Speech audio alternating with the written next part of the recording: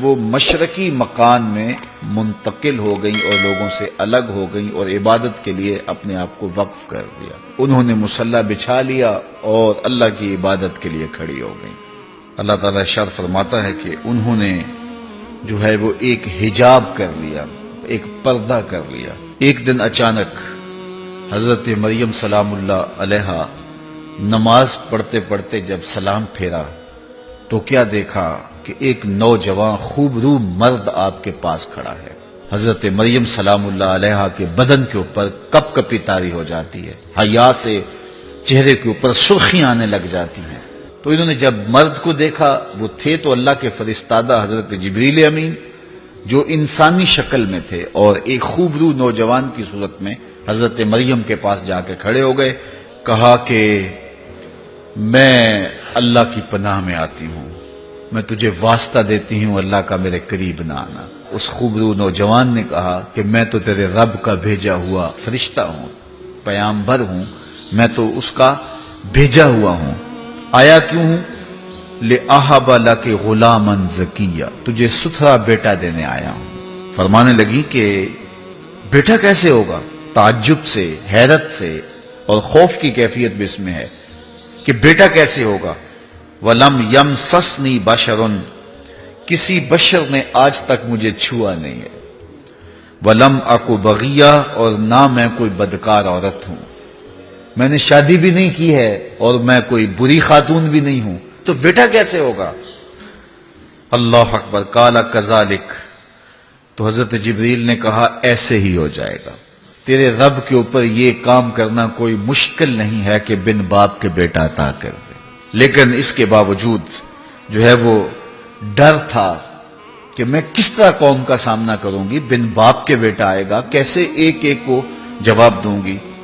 تو جواب آیا، پریشانی تو ضرور ہوگی لیکن اے مریم گھبرانا نہیں ہے، تم جس بیٹے کی ماں بننے والی ہو وہ بیٹا نبی ہوگا، تمہیں اعزاز ہوگا قیامت تک کہ تم ایک پیغمبر کی ماں ہو. حضرت عیسیٰ کی ولادت ہو گئی اور گود میں خوبصورت بچہ ہے. باقی رہی بات تمہارے خوف کی کہ قوم کو کیا جواب دوں گی، اے مریم تم نے کوئی جواب نہیں دینا. پھر کیا ہوگا، وہ کیا کہیں گے؟ کہا کہ اے مریم یہ کام ہمارے ذمہ رکھا. تو قوم آپ کے ارد گرد جمع ہو گئی، تانے دینے لگی، اے مریم یہ کیا چاند چڑھایا ہے، کمواری خاتون اور گود میں بیٹا، تو نے بہت برا کام کیا ہے. حضرت مریم سلام اللہ علیہا نے کوئی جواب نہیں دیا. فَأَشَارَتْ إِلَيْهِ، جب اوکھا ویلا آیا تو اپنے بیٹے کی طرف اشارہ کیا، کہا اسی سے پوچھ لو، میں نے تو چپ کا روزہ رکھا ہوا ہے. ان کافروں کی آنکھوں میں آنکھیں ڈال کے حضرت عیسیٰ نے کلام کیا. تو بچے کا بولنا ماں کی پاک دامنی کی دلیل تھی، اور یہ سمجھنے والوں کے لیے کافی ہے. قال انی عبد اللہ، کہا میں اللہ کا بندہ ہوں، میں اللہ کا بندہ ہوں.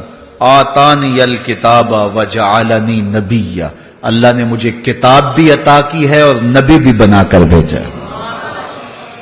یہ کہنے کی بجائے کہ میری ماں پہ کیوں تہمت لگاتے ہو، میری ماں پاک دامن ہے، کہا میں نبی ہوں اور مجھے کتاب دی گئی ہے. مطلب کیا کہ بدکاروں کے گھر میں نبی پیدا نہیں ہوتے، اور مجھے مبارک بنایا گیا ہے، مجھے برکت والا بنایا گیا ہے.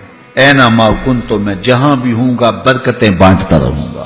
اور مجھے وصیت کی گئی ہے نماز کی اور زکوٰۃ کی جب تک میں زندہ رہوں. وبرم بوالدتی، اور مجھے حکم دیا گیا ہے کہ اپنی ماں کی خدمت کرنی ہے. میں پیغمبر ہونے کے باوجود ماں کا خدمت گزار ہوں. پیغمبر ہونا اور بن باپ کے پیدا ہونا، رب کی نشانی ہونا، کلمت اللہ ہونا، صاحب کتاب ہونا، یہ کتنے بڑے اعزاز ہیں.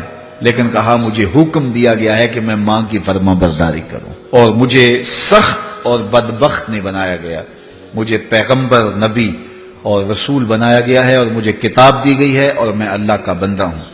چونکہ بعد میں لوگوں نے حضرت عیسیٰ کو ابن اللہ کہنا تھا، اللہ کا بیٹا کہنا تھا، تو اس لیے حضرت عیسیٰ علیہ السلام نے پہلے دن ہی اپنے آپ کو عبداللہ قرار دے کر کے اس آنے والے فتنے کی نفی کر دی کہ جو کہیں گے وہ غلط ہوں گے، میں تو اللہ کا بندہ بن کر آیا ہوں.